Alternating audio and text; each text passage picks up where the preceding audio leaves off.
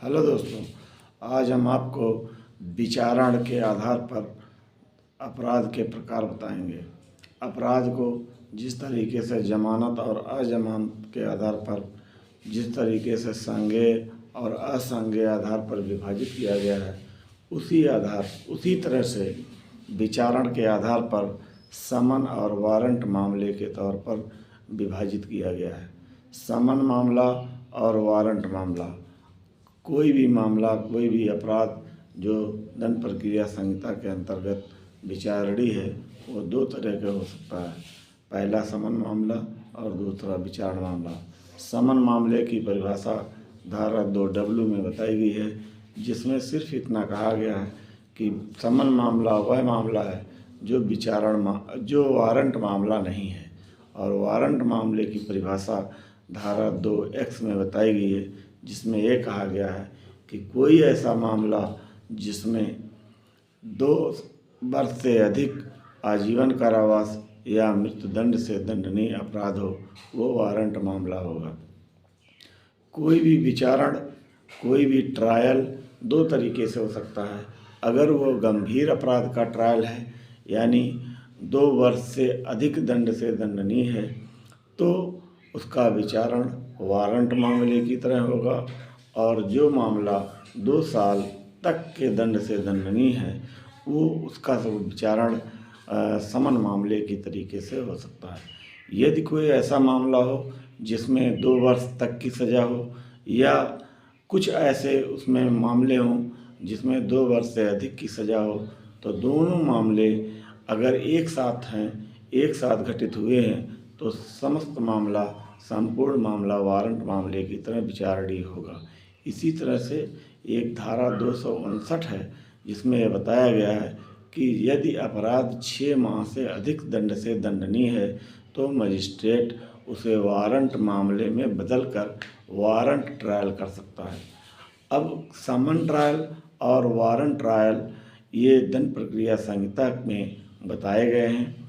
दंड प्रक्रिया संहिता में वारंट ट्रायल के मामले में बताया गया है कि जो भी ट्रायल, जो भी विचारण सेशन न्यायालय में होगा, वो वारंट ट्रायल होगा।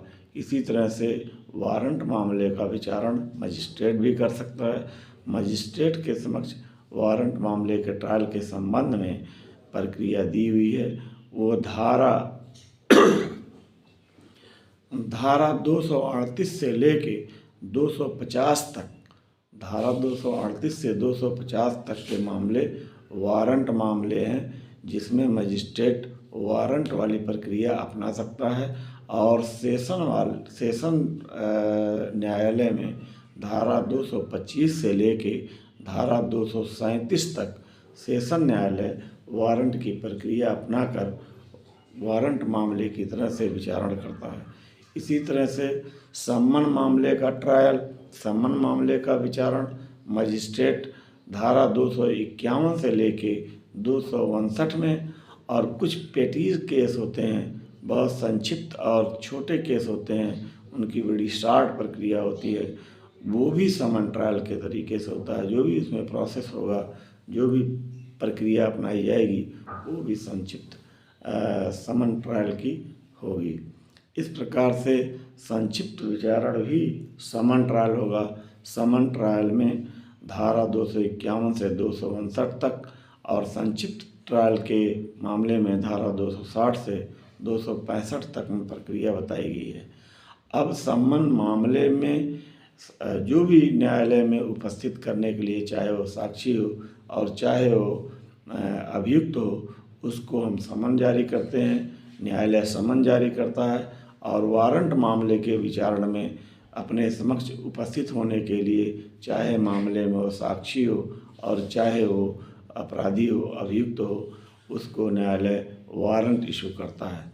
वारंट और समन एक आदेश पत्र है, एक आदेशिका है, न्यायालय द्वारा जारी की गई एक रिट या ऑर्डर है, जिसके तहत उस अभियुक्त को, नामित व्यक्ति को या साक्षी को न्यायालय के समक्ष उपस्थित होना होता है।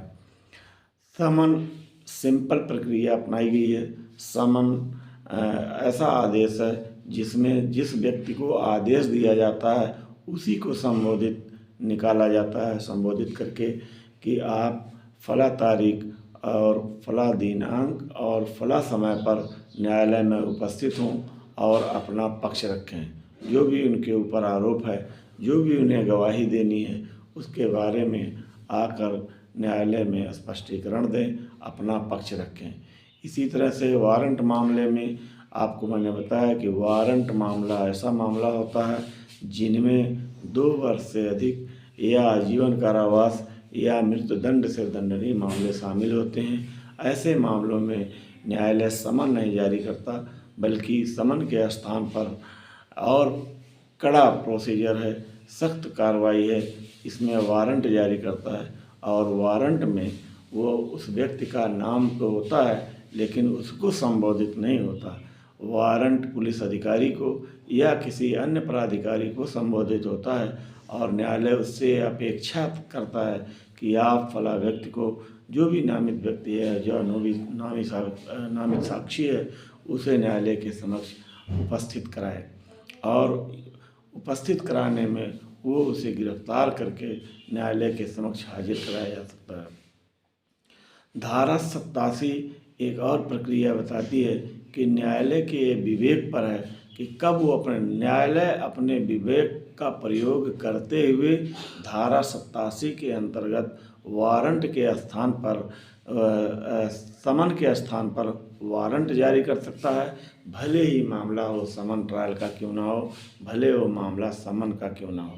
तो इस प्रकार उसकी कुछ कंडीशंस हैं, कुछ शर्तें हैं, कुछ परिस्थितियां ऐसी होती हैं जहां न्यायालय को लगता है कि नहीं, संबंधित व्यक्ति को या साक्षी को वारंट नहीं, समन नहीं, बल्कि वारंट जारी करके उसे गिरफ्तार करके न्यायालय के सामने प्रस्तुत किया जाए, उसके समक्ष हाजिर किया जाए।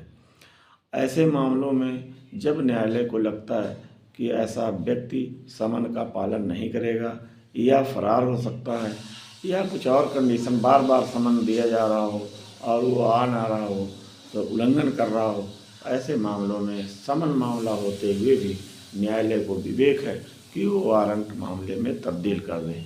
तो इस प्रकार से हम विचारण में, जब किसी मामले का विचारण होता है तो उसको 2 कैटेगरी में बांटते हैं। अगर मामला गंभीर प्रकृति का है, यानी 2 साल से अधिक दंड से दंडनीय है, तो ऐसे मामलों में वारंट वाली प्रक्रिया अपनाई जाएगी।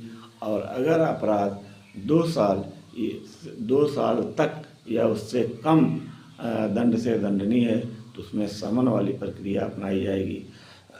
वारंट और समन ये दोनों एक आदेश पत्र, एक आदेशिका है जो व्यक्ति को, चाहे वो साक्षी हो चाहे वो अभियुक्त हो, उनको न्यायालय के समक्ष हाजिर होने के लिए विवश करने का एक ढंग है, एक विवश करने का एक आदेश पत्र है, जिसके जरिए न्यायालय अपने समक्ष किसी भी व्यक्ति को जो नामित हो या उसमें गवाह हो उसको तलब कर सकता है, बुला सकता है। समन और वारंट ये दोनों इन दोनों प्रक्रियाओं के अलावा भी न्यायालय के पास और हथकंडे हैं और भी उसके पास तरीके हैं जिससे किसी भी व्यक्ति या साक्षी को वो अपने समक्ष प्रस्तुत कर सकता है। आगे जैसे कुर्की है या फरार अपराधी घोषित कर सकता है।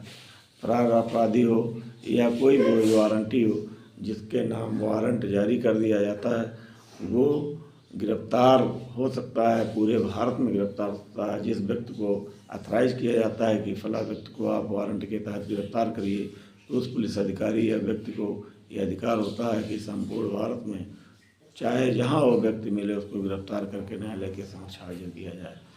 वारंट सिर्फ जो है गिरफ्तार ही करने के लिए नहीं इस्तेमाल किया जाता। भारत के संविधान में, हमारे संविधान में वारंट का बहुत महत्व है। एक वारंट ऐसा होता है जो किसी व्यक्ति को तलब करने के लिए, अपने समक्ष न्यायालय हाजिर करने के लिए जारी करता है। और यहाँ मैं आपको एक वारंट के बारे में बताता हूँ जो राष्ट्रपति महोदय अपने सील मोहर अपने दस्तखत अपने मुद्रा से जारी करते हैं संवैधानिक पदाधिकारियों के नियुक्ति के लिए। भारत के कुछ संवैधानिक पदाधिकारी, महत्वपूर्ण संवैधानिक पदाधिकारी जैसे attorney general of India, governors, CAG, comptroller and auditor general of India और सुप्रीम कोर्ट और हाई कोर्ट के जजेस को जब राष्ट्रपति जी महोदय नियुक्त करते हैं तब अपने वारंट के जरिए, अपने अधिपत्य के जरिए उनको नियुक्त करते हैं। तो इस प्रकार वारंट का दुखपूर्ण, दुखदाई और खुशहाल या जीवन में उमंग पैदा करने वाला, खुशहाल बनाने वाला भी उपबंध दिया गया है। भारतीय संविधान वाले वारंट से किसी की ज़िंदगी बन सकती है और दंड प्रक्रिया संहिता वाले वारंट से कोई कष्ट में पड़ सकता है। तो इस तरह से हमने देखा कि वह समन ट्रायल और वारंट ट्रायल क्या होता है। आगे फिर एक नए टॉपिक के साथ आपसे मुलाकात होगी। धन्यवाद।